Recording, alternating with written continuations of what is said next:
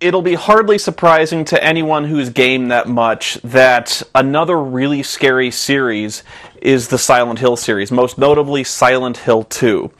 This is pretty much everyone's favorite game in the Silent Hill series, and it is also mine as well, and for good reason.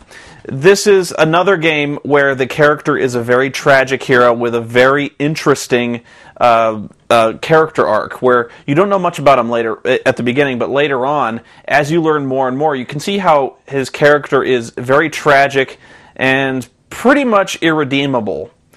Which is, at the same time, you feel for this guy, and at the same time, you very much pity him, and yet you're very angry because he does make choices that are basically abominable and unthinkable, but at the same time, you understand his human weakness.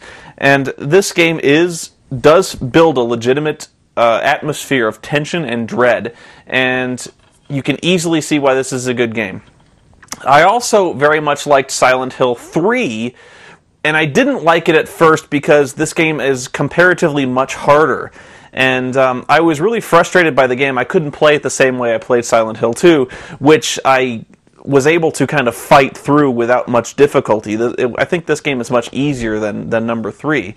And what I didn't understand at first was number 3, you really aren't meant to fight your way through much. In fact, you are supposed to run away from, I'd say, about 95% of the encounters. So you spend a lot of this Silent Hill 3 on your feet, just running your ass off, trying not to get eaten because the monsters are much, much harder, and in some cases, I think, unkillable. I think some of the characters in the mall are if you can kill them, it takes a while, and I wouldn't even waste my time with it. I think I'd like to show you one clip in particular, if I can find it. I'm basically taking some of these clips from YouTube. Some of them I recorded myself.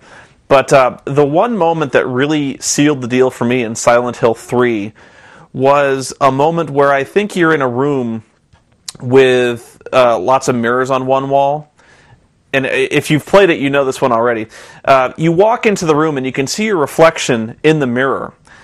And all of a sudden your reflection stops as you're investigating the room, and it just stands there. And you're looking around like, what the heck? My reflection just stopped.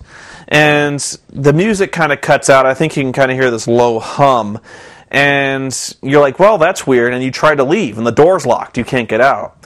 And all of a sudden you can see this black, oily film start to fill the room and slowly creeps along the floor towards your reflection. But there's nothing going on in the room where you're at. And this noise starts to pick up and pick up and pick up.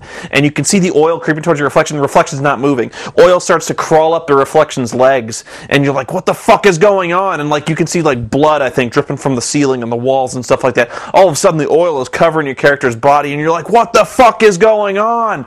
And the noise is getting unbearable, and all of a sudden you start taking damage, and you're like, it was really one of the creepiest, unsettling moments where you didn't know what was going on. You didn't know, like, if you were in danger, like, it was a very simple and well-developed scare that to this day is still very creepy. And that is, if you saw that one with the lights off, that one is burned into your mind. I loved that scare, and just check it out. It's pretty amazing, and it's probably going to lose something in translation to the internet, but this is the memory I have that abides of Silent Hill.